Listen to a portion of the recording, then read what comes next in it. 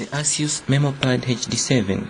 Unlike the company's previous MemoPad offering at this size, the HD7 comes packed with a bevy of exciting high-end sounding specifications and backs, all for an affordable retail price, which you can check out by clicking on the link in the description.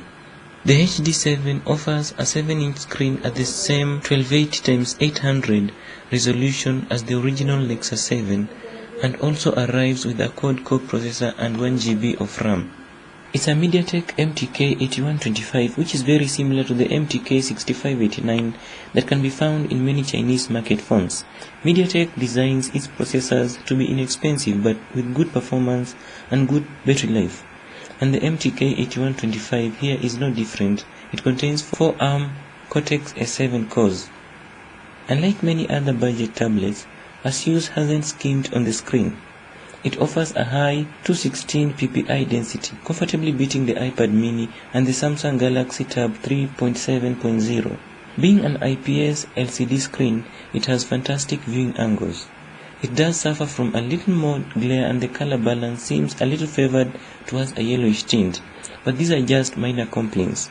The only real negative is the lack of auto brightness control, but leaving the brightness at a middle setting is good enough most of the time. Just know that to avoid the tablet slipping from your hands, you need to grab it by the sides, and in one hand it is just ever so slightly too wide to be comfortable. The 5-megapixel rear camera is housed in a small bulge, but thankfully the lens is recessed slightly as the tablet rests on the molded plastic. When using the HD7 on a flat surface, its curved back can cause the tablet to rock slightly against the bulge. Above the screen on the front is where ASUS has housed the 1.2-megapixel front-facing camera. It is very visible, but at least it's centered, unlike some other ASUS devices. On the left side of the device are the rather excellent buttons, with the one-piece volume key seated just below the power button. Unusually, the HD7 has its micro USB port located on the top of the device next to the standard 3.5mm headphone jack, with a microphone hole sited between these two ports. While it's uncommon to find the USB port at the top of the tablets of this size, it is ergonomically sound as the HD7 is simple to use while charging. The HD7 has 16GB of internal storage, although only around 12GB is available initially. Expandable storage is provided through a micro SD card slot on the left side of the tablet and is simply open to the world. I fear it could be filled with dust and dirt, just take care of that.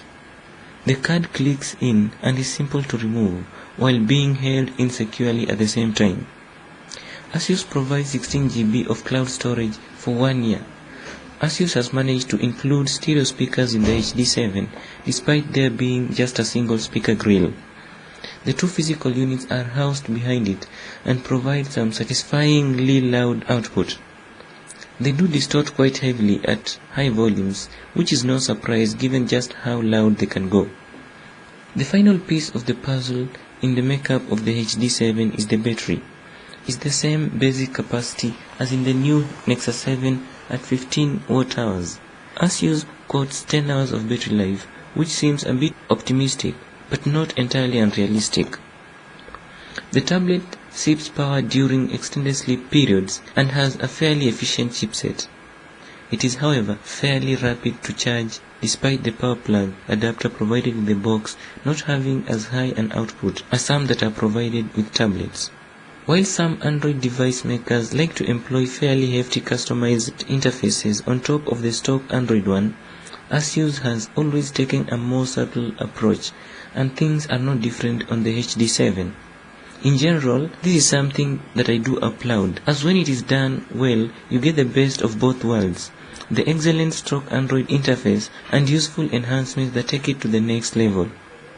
The setup process has been completely reskinned by ASUS to a pleasing light gray and takes you through the standard steps of setting up the Android tablet. It's a quick and painless process that ASUS has made a little more attractive. Once the tablet is set up, the first thing you notice is ASUS customized launcher. The launcher gives you 5 home screens to play with, and you add your app icons and also your widgets to that. There are indicators just above the icon dock at the bottom to show which screen you are on. Talking of that icon dock, it is present on all the home screens. Home screens can be rearranged, added and removed from a helicopter view, accessed by pinching with 2 fingers on any home screen. You can also select which is the default home screen, and ASUS provides a mode where you can have multiple different home screen layouts saved in scenes, and the tablet comes with 3 out of the box. This can be useful if you are going to use the tablet in different scenarios, but ultimately it has limited benefit.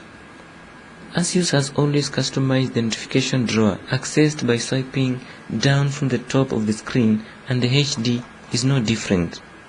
Power management allows you to control how aggressively the HD7 manages its power by shutting down the Wi-Fi connection whenever possible. Of more interest were the ASUS customized settings, which included an array of useful tweaks, including controls for the quick settings found in the notification drawer. The audio wizard allows you to switch the audio mode depending on what you are currently listening to. Parental lock is probably one of the most interesting features of the HD7. It allows you to create a PIN code to lock the device. There are 2 lock levels, that is, system and network. The system lock requires the PIN to unlock the device, but once unlocked, it can be used as normal. The device can be used as normal with network lock, just minus internet access. The latter is obviously useful if you install apps for a child and don't want them to have access to anything other than those apps. The system lock level is less obviously useful, since a normal Android pin lock can also be set. However, there's more to it, as the lock status can also be set remotely on the ASUS device tracker website. This is quite useful if the device is lost, and is genuinely an interesting addition.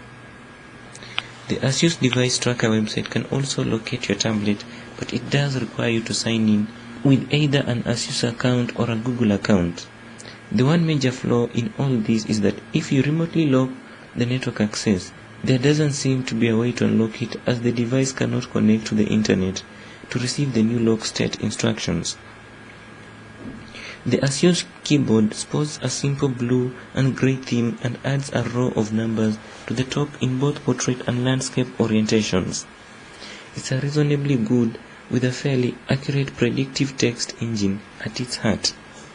When typing, suggested words appear just above the keyboard, and you can tap the one you want or press space to complete the word you're typing with highlighted suggestion.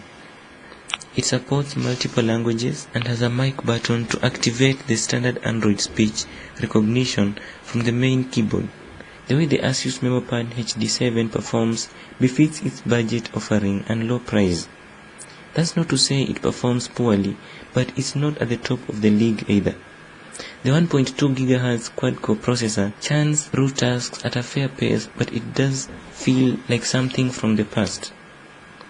The animations when swiping between home screens and loading apps show some jitter, but there are no real delays, as the apps load fast enough, and actually most games play well once loaded, as the graphics processing capability of the HD7 is actually very good. And with the screen resolution a notch down from that full 1080p, there are no issues. Multitasking works as well as you'd expect given the 1GB RAM on board. Switching apps is fast and painless. There is a low limit on the number of apps that can remain in memory. This isn't a reason to run a task killer though, since Android manages its memory very efficiently. The only time this lack of RAM can be an issue is if you have many tabs open in a web browser. Switching to a web browser tab that's not in memory will cause the page to reload. Ultimately though, the memory is sufficient for pleasant enough operation. The screen responds superbly to touches and is very responsive, which turns out to be a double-edged sword. On one hand, it means that taps and swipes are detected properly and responded to in a timely fashion. On the other hand, it can make the less than buttery animations more obvious. I prefer it to be this way around though. as a poor touchscreen is an extremely frustrating experience.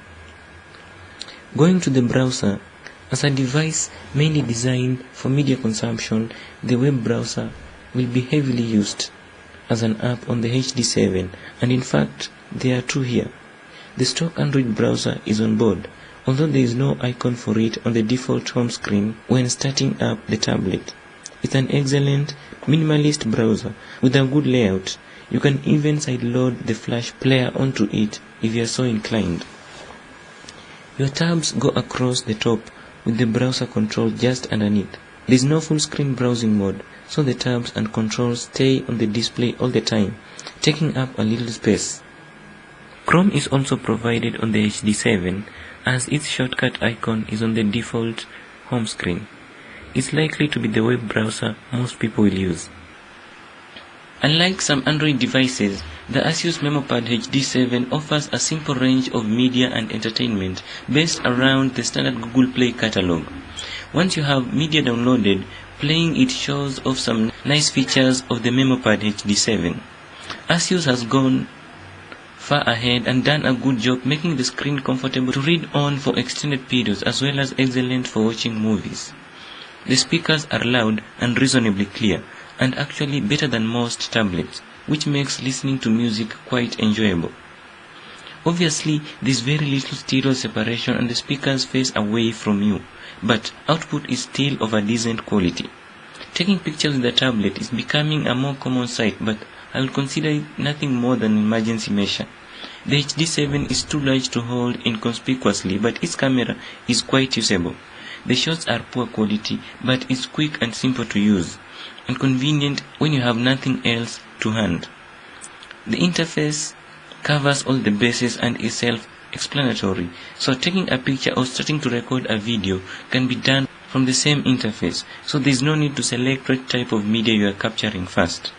The front-facing camera is adequate for Skype or Google Hangouts calls, but little else.